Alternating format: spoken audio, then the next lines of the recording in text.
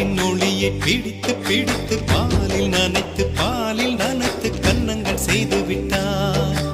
உலக மலர்கள் பறித்து பறித்து 2 பந்துகள் அமைத்து அமைத்து பெண்ணை சமைத்து விட்டார்.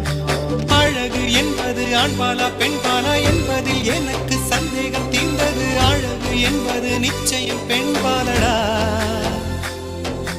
கவிதை என்பது மொழியின் வடிவம் என்றொரு கருத்தும் இன்று உடைந்தது. கவிதை என்பது கன்னி வடிவமடா. மின்னலை பிடித்து மின்னலை பிடித்து மேக